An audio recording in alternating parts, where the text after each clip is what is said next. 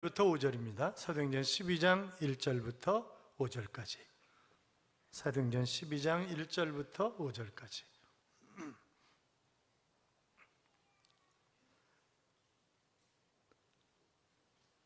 우리 같이 함께 읽겠습니다.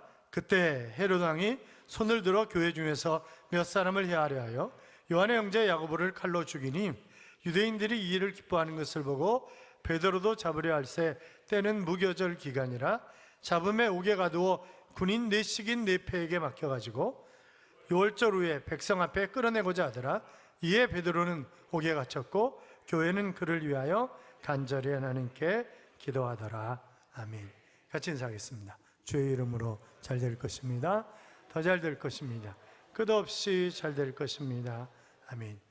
예배 자리에 함께 하신 여러분, 하나님께서 여러분과 동행하심으로 잘되는 행복한 한 주간의 삶이 될 줄로 믿습니다.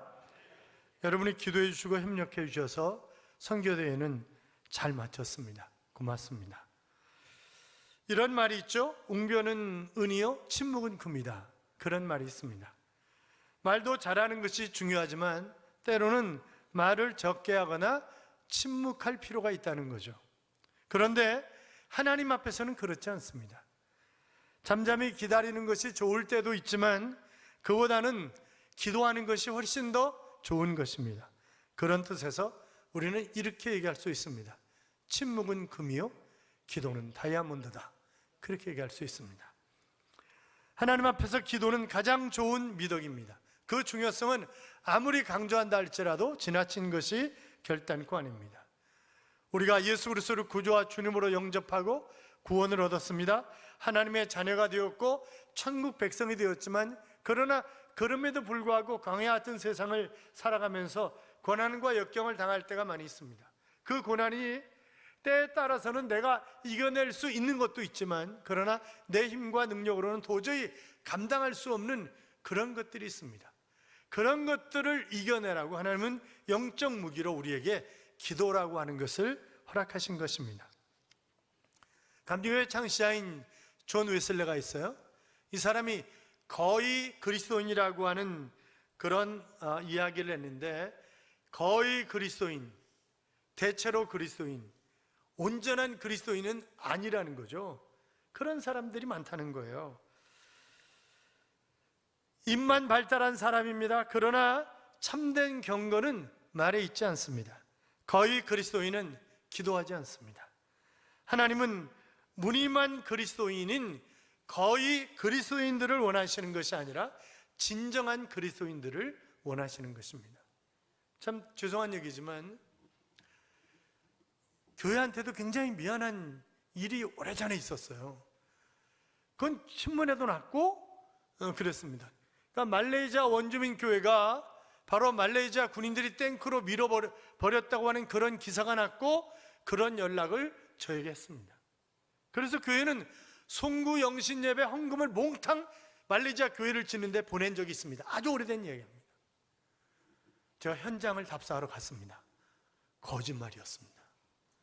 그건 신문에도 낸 일이었어요. 그래서 제가 선교사를 불러놓고 야 이 새끼야, 네가 선교사야? 너 같은 새끼 때문에 선교사님들이 욕을 먹는 거야 임마. 이거 선교사님들이 이 사람한테 가면 저 사람 욕해요? 저 사람한테 가면 이 사람 욕해요. 그 사람 욕한다고 그 사람 선교비가 나한테 오겠어요? 그거는 아닌데 멍청한 짓을 하는 거예요. 그래서 제가 방콕에서 밥을 다 사주겠다고 선교사님들 다 모여라 그래가지고 야 이 개 같은 새끼들아, 니네들이 선교사냐 이놈의 새끼들아 이러면서 제가 욕을 한 적이 있어요. 그랬더니 나중에 그 말레이시아에서 선교하는 그 친구가 제가 전주에서 부흥회를 인도하고 있는데 쫓아왔어요. 너 같은 새끼 필요 없어, 가봐. 야 임마, 너 같은 놈을 하나님이 기뻐하시겠냐? 너는 욕하는 나도 나쁜 놈이지만 넌 진짜 나쁜 놈이야. 그러니까 아예, 그러니까 이번에 선교대회 하는데도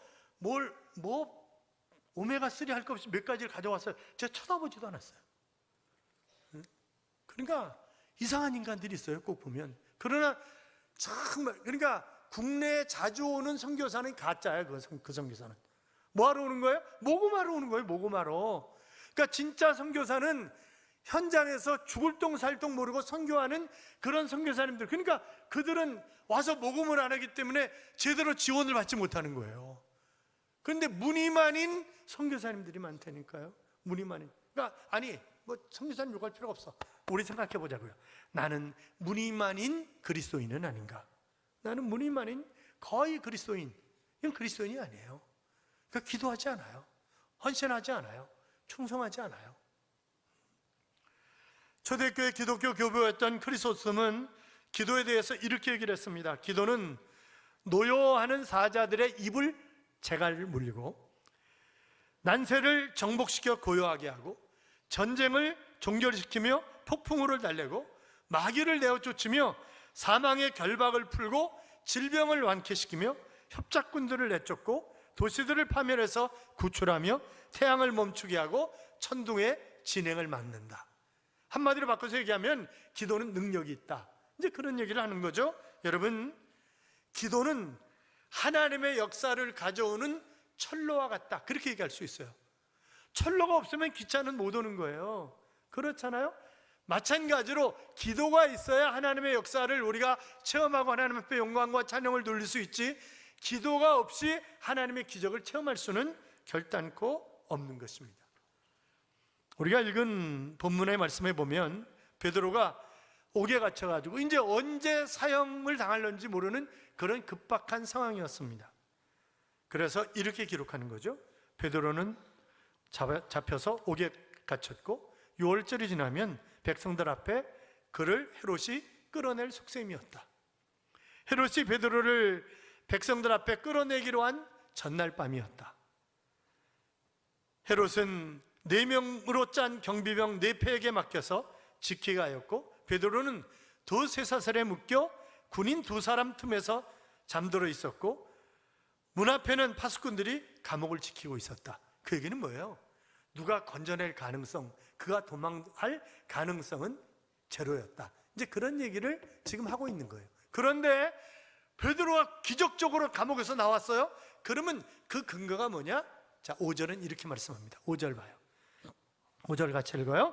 이에 베드로는 옥에 갇혔고 교회는 그를 위하여 간절히 하나님께 기도하더라. 아멘. 자, 간절히 기도. 12절도 봐요. 12절 같이 읽어요. 깨닫고 마가라 하는 요한의 어머니 마리아의 집에 가니 여러 사람이 거기 모여 기도하고 있더라. 아멘. 자, 베드로가 기적을 체험할 수 있었던 결정적인 이유가 뭐라는 거예요? 교회가 같이 기도했다는 거예요. 그랬더니 하나님이 천사를 보내셔서 그를 깨우는 거예요. 발길로 차면서 야야 일어나. 그러니까 베드로도 대단해요. 지금 언제 죽을지 모르는 상황인데 퍼질러 자는 거야 지금. 그러니까 베드로도 정말 대단한 사람 아니겠어요? 그러니까 이제 막 깨우는 거예요. 깨우고 일어나라. 그랬더니 일어나니까 쇠사슬이 풀리는 거죠. 그래가지고 나를 따라오라. 그래 데리고 나가는 거예요. 초소 하나 초소 둘을 지나는 거예요. 그런데 베드로는 이거 환상 아니야? 이렇게 생각을 하는 거죠. 왜? 있을 수 없는 일이 지금 발생하고 있으니까. 그러고 나서 거리를 지나는데 천사가 사라졌어요. 정신 차리고 기도가 결국 지금 교회가 모여서 기도하고 있구나. 그리고 그 기도가 나에게 기적을 가져올 수 있도록 주님이 천사를 보내셨구나 라고 하는 것을 그가 깨닫게 된 것입니다. 여러분, 기도는 탯줄과 같습니다. 뱃속에 있는 아이가 10달 동안 건강하게 있다가 세상에 태어날 수 있는 이유는 엄마와 탯줄이 연결되어 있는 거예요. 그래서 그 탯줄을 통해서 숨을 쉬고 탯줄을 통해서 영양분을 공급받고 그러다가 세상에 나오는 건 아니겠습니까? 마찬가지로 기도를 통해서 우리가 하나님과 영적인 호흡을 하고 기도를 통해서 하나님을 느끼고 소통하고 하나님이 원하시는 것이 무엇인가를 우리가 깨닫게 되는 것입니다. 자연재해가 있을 때 동물들은 며칠 전에 벌써 압니다. 그래서 순식간에 그들은 다른 데로 피하죠. 동남아에 쓰나미가 일어났을 때 그때 이미 사흘 전에 동물들은 산으로 다 올라갔습니다. 그런데 인간은요, 뭐 여전히 모르고 수영하고 즐기고 이러다가 휙 다 쓸려버렸잖아요, 그냥. 그런데 지혜로운 노인들이 야, 동물들이 좀 이상하다. 그래가지고 그 동물들을 따라가서 산으로 가서 결국 자기들이 살아남게 되었다 하는 그런 이야기를, 그런 기사를 여러분이 보셨을 것입니다. 믿음도 마찬가지입니다. 믿음은 영혼의 길잡이입니다. 영혼의 감각입니다. 보이지 않는 것을 보고 듣지 못하는 것을 듣는 것입니다. 기도할 때 막연하게 기도하는 것이 아니라 믿음으로 보면서 믿음으로 들으면서 하나님 앞에 기도하면 하나님이 역사하시는 것입니다. 그런데 원수 마귀는 믿음의 기도가 얼마나 큰 역사를 가져오는가를 너무나 잘 알기 때문에 끊임없이 우리가 기도할 수 없도록 방해하는 거예요. 뭐 그런 일이 일어나겠어? 그 너는 아니잖아. 그런데 설사 일어난다 할지라도 네가 무슨 능력이 있어 뭐가 있어, 너는 그냥 끝나는 거야. 뭐 이런저런 귓전에다가 때리는 거예요. 뿐만이 아니라 의심을 하게 만드는 거죠. 끊임없이. 여러분, 의심하는 기도는 하나님 결단코 듣지 않습니다. 그래서 야고보서 1장 6절 이하에 보면 오직 믿음으로 구하고 조금도 의심하지 말라. 의심하는 자는 마치 바람에 밀려 요동하는 바다 물결 같으니 이런 사람은 무엇이든지 죽게 얻기를 생각하지 말라. 그러니까 믿음 없는 기도는 꽝이다. 이제 그런 얘기를 하고 계세요. 누가복음 11장에 보면 제자들이 예수님에게 우리에게 기도를 가르쳐 주십시오, 그렇게 얘기를 합니다. 제자들이 기도할 줄 모르나요? 아니요, 지금까지 기도해 왔어요. 그런데 예수님이 기도하는 모습이 너무나 매력적인 거예요. 그리고 예수님이 기도하시면 그 기도가 즉각적으로 응답이 되는 거예요. 그랬더니 주님이 뭐라 그러세요? 내가 아버지 안에 있고 아버지께서 내 안에 있느니라. 그렇게 말씀하시면서 가르쳐 주신 것이 뭐예요? 주기도문이에요. 그러니까 우리가 주님이 가르쳐 주신 기도라고 해서 주기도문이라고 하고 우리가 예배 드릴 때도 그렇고 수시로 우리가 주기도문을 암송하잖아요. 그러니까 우리가 하나님 앞에 하나님의 뜻에 맞는, 하나님이 기뻐하시는 그런 기도를 드리면 반드시 하나님은 우리의 기도를 들으시고 응답하시는 그런 하나님이십니다. 그런데 우리가 개인적으로 기도하는 것도 대단히 중요하지만 교회가 함께 기도하는 것은 놀라운 역사를 가져오는 것입니다. 그것은 주님이 친히 약속을 하셨어요. 마태복음 18장 19절에 보면 진실로 다시 너희에게 이르노니 너희 중에 두 사람이 땅에서 합심하여 무엇이든지 구하면 하늘에 계신 내 아버지께서 그것을 이루어 주시리라. 그렇게 말씀하셨습니다. 사랑하는 여러분, 사면초가이고 인생의 막장에 와 있는 것 같이 느껴질지라도 교회가 합심해서 기도하면 하나님은 기가 막힌 그런 역사를 우리에게. 그래서 지금 옥에 갇혔던 베드로가 교회가 합심해서 기도했더니 놀라운 역사. 여러분, 우리도 마찬가지잖아요. 절망적인 질병을, 또 경제적인 어려움을, 사업 때문에, 가족들 때문에 이런저런 일들로 말미암아 우리가 정말 난관에 처할 때가 많이 있습니다. 그때 해결할 수 있는 가장 좋은 방법이 뭐라고요? 기도라고요. 기도가 제일 좋은 거예요. 신앙생활을 하다가 시험 들 때도 있습니다. 시험 드는 건 왜 시험 들어요? 내가 믿음이 없어서 시험 드는 거예요. 그러니까 시험 들었다고 얘기하지 말고 창피한 거야. 내가 믿음이 없어가지고 그건 시험 든 건데. 그렇잖아요. 그러니까 우리가 지금 영혼에 갇혀있는 베드로처럼 내 영혼이 옥에 갇혀있는 그런 성도들이 얼마든지 있을 수 있어요. 다윗도 마찬가지였습니다. 그가 처절한 상황에 처했을 때 그는 하나님 앞에 절규하며 부르짖습니다. 시편 142편 1절 이하에 보면 나는 소리를 높여서 주님께 부르짖는다. 나는 소리를 높여서 주님께 원한다. 내 억울함을 주님께 호소했고 내 고통을 주님께 아랜다. 아무리 둘러보아도 나를 도울 사람이 없고 내가 피할 곳이 없고 나를 지켜줄 사람이 없다. 나는 너무 비참하게 되었다. 나를 건져주십시오. 내 영혼을 감옥에서 끌어내 주셔서 주님의 이름을 찬양하게 하옵소서. 이렇게 기도합니다. 자, 그러니까 우리가 힘들고 어려우면 기도해야 되는데 더 중요한 것은 뭐라고요? 합심해서 교회가 기도하는 거라고요. 그러니까 어려운 일이 있으면 기도해 달라고 기도를 부탁하는 거예요. 그래서 합심해서 기도하는 거예요. 우리는 최근에 의식불명에 있었던 두 사람이 기도하는 순간에 예수 그리스도의 이름으로 기도합니다.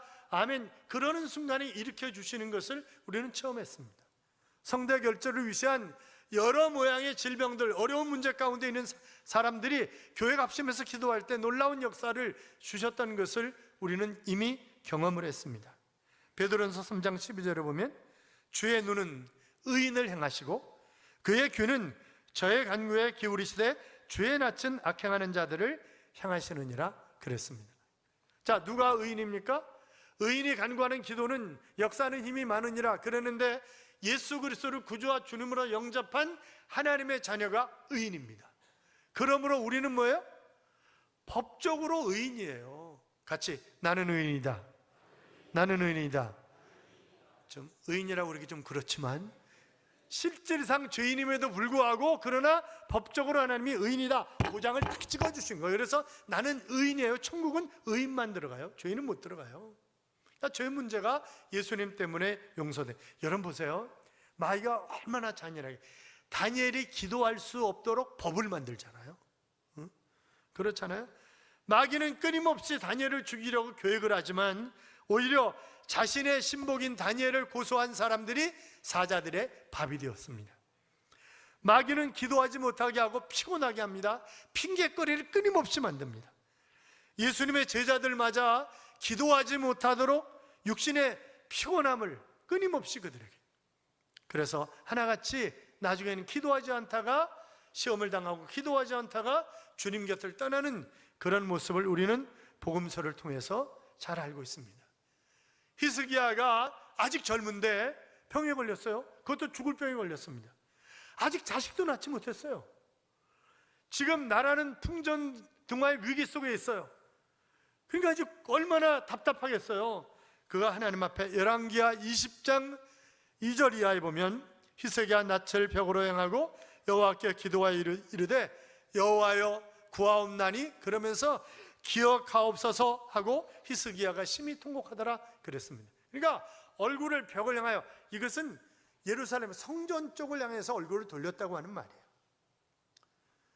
그러니까 또 벽을 향하여라고 하는 말은 다른 모든 것 단절하고 오직 하나님만 바라보겠다라고 하는 그런 의미예요. 하나님 앞에 간절히 기도하는 거예요. 하나님, 제가 하나님을 위해서 한 것을 좀 기억해 주십시오. 저를 좀 봐주십시오. 그랬더니 하나님이 그의 기도를 들으시고 15년간 생명을 연장시켜 주셨습니다. 뿐만이 아니라 랍사게가 18만 5천 명을 이끌고 진격을 해온 거예요. 그리고 예루살렘만 남아있는데 편지를 보내는 거죠.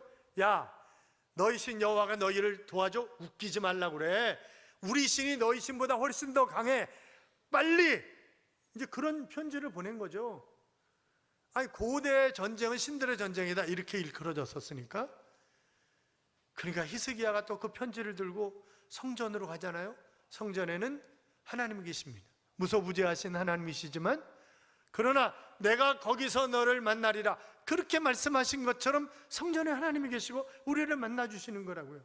그 하나님이 히스기야의 기도를 들으시고 18만 5천을 아시리아 군대 18만 5천을 하루 저녁에 쓸어버리시잖아요. 그냥 할렐루야. 하나님은 놀라우신 역사를 주시는 그런 하나님이십니다. 아니, 예수님이 100% 하나님이시고 100% 인간이세요. 그분이 100% 인간이시기 때문에 그분이 공생애를 시작할 때에도 40일 동안 금식하며 기도하십니다. 그러니까 그도 기도로 끊임없이 이겨나가는 것을 우리가 볼 수 있잖아요. 한적한 곳에 가셔서 새벽 미명에 늘 기도하시는 모습을 우리에게 보여주시는 것입니다. 여러분, 우리가 정말 내가 거의 그리스도인이 아니라 진짜 그리스도인이라고 한다면 늘 깨어서 기도해야 되는데 특별히 새벽에 기도하는 것이 좋습니다. 물론 기도는 무시로 할 수 있습니다. 내가 운전하면서 기도할 수 있고 또 내가 밥하면서 기도할 수 있고 언제든지 기도할 수 있습니다만 특별히 새벽에 깨어서 기도하는 것이 굉장히 중요합니다. 시편 46편 5절에 보시면 하나님이 그 성중에 계심에 성이 흔들리지 아니할 것이라 새벽에 하나님이 도우시리로다 그랬습니다. 언제 도우신다고요? 새벽에 도우시겠다는 거예요. 새벽은 하나님께 매우 중요한 시간이었습니다. 이스라엘 백성들이 광야를 지날 때 불기둥 새벽 이 구름기둥이 움직였던 시간은 바로 새벽입니다. 만나는 언제 주셨어요? 새벽에 주셨어요. 새벽같이 만나를 내려주시는 거예요. 그러면 새벽에 안 나가고 자빠져 자다가는 그날 굶는 거예요. 바로 해가 뜨면 싹 사라지게 하시는 거예요. 다 썩게 하시는 거예요. 시편 5편 3절에 보시면 여호와여 새벽에 주께서 나의 소리를 들으시리니 새벽에 내가 주께 기도하고 바라리이다 그랬습니다. 시편 57편 8절에 보시면 내 영광아 깰지어다 비파야 수금아 깰지어다 내가 새벽을 깨우리로다 그랬습니다. 그러니까 새벽에 기도하는 것이 굉장히 중요해요. 마태복음 21장에 보면 예수님은 열매 없는 무화과나무를 저주하셨습니다. 제자들이 깜짝 놀란 거죠. 그냥 무화과나무가 싹 말라서 죽어버리니까. 그때 예수님이 이렇게 얘기를 하십니다. 내가 진실로 너희에게 이르노니 만일 너희가 믿음이 있고 의심하지 아니하면 이 무화과나무에게 된 이런 일만 할 뿐 아니라 이 산들어 들어 바다에 던지우라 하여도 될 것이요 너희가 기도할 때 무엇이든지 믿고 구하는 것은 다 얻을지라 그렇게 말씀하셨습니다. 미국의 중서부의 어느 농촌에 비가 오지 않는 거예요. 막 논바닥이 갈라지고 막 난리가 난 거죠. 그래서 그 지역 교회들이 그 지역의 제일 큰 교회에 모여서 성도들이 다 같이 기도하기로 한 거예요. 그래서 아침부터 막 기도하는 거예요. 그랬더니 오후에 먹구름이 몰려오더니 막 바깥에서 막 소나기 소리가 들리는 거죠. 그러니까 막 기도하다가 할렐루야 아멘 그리고 박수치고 난리가 난 거예요. 기도가 끝났어요. 집으로 가려는데 억수같이 비가 쏟아져서 못 가는 거예요. 그런데 한 소녀가 우산을 들고 유유히 자기 집으로 걸어가는 거였습니다. 대부분의 사람들은 뭐예요? 기도해도 그걸 들어주실까? 엘리야 때 3년 6개월 동안이나 비가 오지 않았던 거 기도했더니 하나님이 억수같이 비를 쏟아 주셨지만 그러나 과연 우리에게 비를 주실까? 지금 누구만 믿고 온 거예요? 이 소녀는 하나님이 비를 내려주실 것이라고 믿고 올 때 우산 쓰고 와야 되기 때문에 우산 가져온 거예요. 그러니까 하나님은 이 소녀의 기도를 들으신 것입니다. 사랑하는 여러분, 광야 같은 세상을 살아가면서 우리가 해야 할 것 기도입니다. 같이 따라해요. 기도하고 기대하고 기다리자. 그렇습니다. 기도하고 기대하고 기다리는 것입니다. 영국의 복음주의 순회 선교사였던 오스왈드 챔버스 목사님은 당신이 기도하는 것을 불편해하지 말라. 하나님은 그 당신이 기도하기 위해서 모든 것을 희생하셨다 하는 그런 이야기를 하셨습니다. 일본의 소설가인 오에 겐자부로가 만년원년의 풋볼이라고 하는 것으로 1994년 노벨 문학상을 탔죠. 그런데 그 상을 타는 그 자리에서 그 수상 소감을 얘기하면서 이렇게 얘기를 했습니다. 나는 일찍이 문학가의 명성을 얻었던 문학평론가였습니다. 그런데 나의 삶에 커다란 전환의 계기가 왔습니다. 우리 부부에게 히카리라고 하는 정신박약아가 태어난 것입니다. 어째서? 왜 하필 우리 집에? 현실을 거부하고 싶었습니다. 그러나 이 자리에서 밝히고 싶은 것은 이 아이가 나의 문학에 새로운 빛을 던져주었다는 사실입니다. 나는 이 아이를 통해서 생명의 신비로움과 생명의 근원이신 하나님을 알게 되었습니다. 그래서 바로 이 아이야말로 오늘 이 자리에 나를 있게 한 문학의 스승입니다 하는 그런 이야기를 한 것입니다. 사랑하는 여러분, 대부분의 사람들은 고난과 역경이 오면 핑계거리를 찾습니다. 원망할 사람을 찾습니다. 그러나 거의 그리스도인이 아니라 진짜 그리스도인은 하나님을 바라보며 기도하는 것입니다. 사랑하는 성도 여러분, 잠언 8장 17절에 보시면 나를 사랑하는 자들이 나의 사랑을 입으며 나를 간절히 찾는 자가 나를 만날 것이니라 그랬습니다. 예레미야 29장 13절에서도 너희가 온 마음으로 나를 구하면 나를 만날 것이니라 그렇게 말씀하셨습니다. 아직까지 하나님을 만나지 못하셨습니까? 그러면 신앙이 재미가 없습니다. 시간이 지나면서 내가 왜 여기 와서 앉아 있는 것일까? 그런 생각이 들 때도 있다고요. 가정의 평화를 위해서 교회 나오시는 분들이 계시다고 한다면 전심으로 기도하셔서 주님을 만나십시오. 그리고 기도하십시오. 하나님께서 놀라운 그런 역사를 더운 여름에 기도함으로, 특별히 새벽에 깨어 기도함으로 여러분의 모든 문제를 해결함 받고 지금까지 경험하지 못한 놀라운 하나님의 역사를 경험하는 그런 하나님의 자녀들이 되시기를 주님의 이름으로 축복합니다. 이런 찬양이 있어요. 참 좋으신 주님, 귀하신 나의 주, 늘 가까이 계시니 나 두려움 없네. 내 영이 고날 때, 내 맘 낙심될 때 내 품에 안기라. 주님 말씀하셨네. 광야 같은 세상 주만 의지하며 주의 인도하심 날 강건케 하시며 주의 사랑 안에서 살게 하소서. 주만 의지하리 영원토록. 광야 같은 세상 주만 의지하며 주의 인도하심 날 강건케 하시며 주의 사랑 안에서 살게 하소서. 주만 의지하리라고 하는 그런 찬양입니다. 여러분, 내가 주님을 의지하는 것은 주님을 바라보며 기도하는 것입니다. 그럴 때 주님은 우리의 삶을 아름답게 인도하실 것입니다. 기도함으로 주의 인도하심을 따라 멋지게 승리하며 영육이 강건한 그런 삶을 살아가는 하나님의 자녀들이 되시기를 주님의 이름으로 축원합니다. 축원합니다.